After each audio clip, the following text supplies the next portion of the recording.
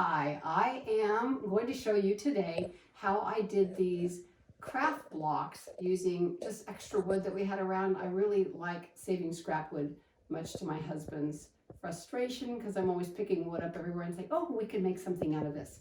So this here is a project I did for a friend of mine a couple of years ago, and I haven't had a chance to do one for us. I keep thinking I'm going to. So I asked her if I could borrow it so I could just show you what I did. So these are individual blocks, and I'm going to show you how I did these. They're pretty simple.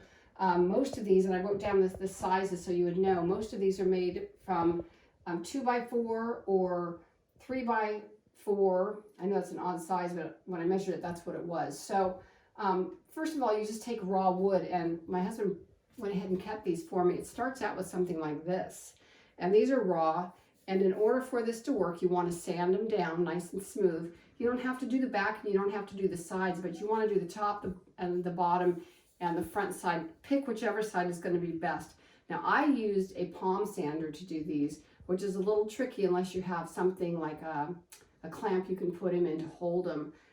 But you can use regular sandpaper. I would use maybe an 80 grit and then go over it with a 120. And it doesn't have to be perfect, but you want it to be smooth, and I'll show you why. So once you have your blocks and you sand them down, you're going to take them and you're going to use this. It's called Mod Podge. You might have heard of it before. And I get a little foam brush. I get this stuff at Hobby Lobby. I love Hobby Lobby for a couple of reasons.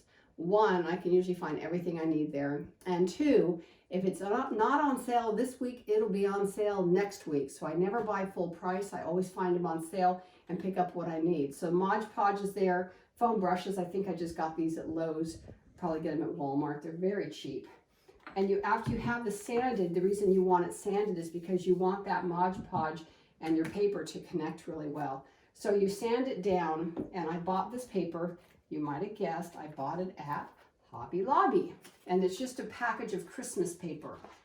So you can pick out all these different designs. So you can see I used all different pieces of paper on these to make them stand out.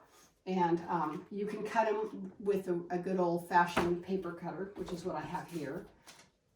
I actually use my Cricut, and I'll show you that in a little bit here. But a paper cutter will work. You're going to cut them to the size of this, maybe just a little tiny bit smaller so that it doesn't go over the edges. You're going to fill this up with Mod Podge. It looks like it's all white, but it comes out, it dries clear. So you fill it really well with Mod Podge. You slap your paper on it, and then you get a handy dandy roller. And this is where it gets messy. And you roll that so you get all the air out of it. Make sure every edge is nice and tight. Wipe it off, or you're going to get it everywhere. And then you're done with that part. You get the paper on there. You Mod Podge again. So Mod Podge on bare wood. Get it on there. Slap the paper on. Roll it, and then Mod Podge over that again. So you're doing it twice. Okay, so you do each of your little blocks that way. And then let it dry. Now the next part is going to be your letters. Now I use my Cricut. It's great for that, but if you don't have a Cricut, you can buy stencils, and you can use stencils with, this is just a vinyl paper, and I believe I got this on Amazon. And you can stencil it out of here on the back, trace it, pull it off, put it on there.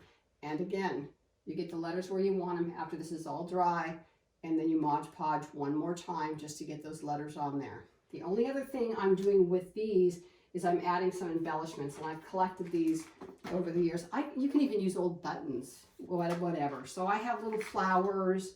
I have some little jewelry making stuff. Again, Hobby Lobby, when the jewelry stuff's on sale, you can pick up a lot of this stuff that you can use for embellishments, little hearts, these little colorful, whatever they're called.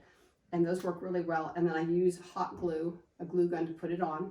If you don't have a glue gun, here's another. This is something I discovered while I was building my dollhouse, which I'm still working on.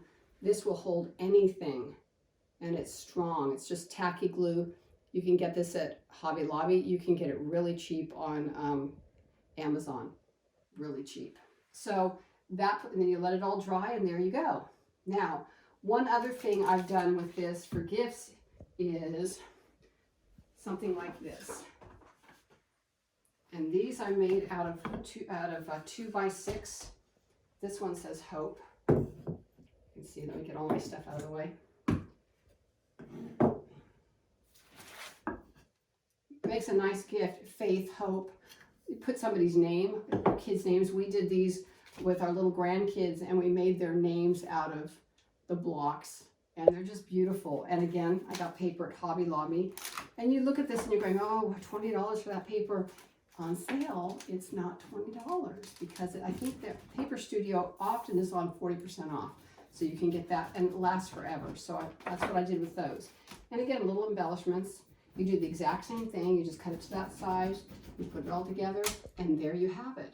Pretty simple project, very inexpensive. You get some of this stuff, it'll last you forever. Now, real quickly, I'll show you my Cricut just so you get a sense of what the Cricut looks like. If you don't have one, this one is probably, I'm guessing, about 7 years old. I still use it quite a bit making cards.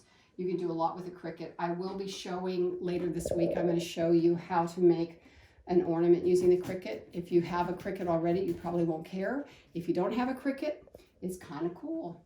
It was a great Christmas present. You could put on your little Christmas list and ask Santa to bring it to you if you like crafting. So that is today's project. I hope you learned something. I'll do some write-up below, and do not forget to sign up for the $50 Amazon gift card. Bye.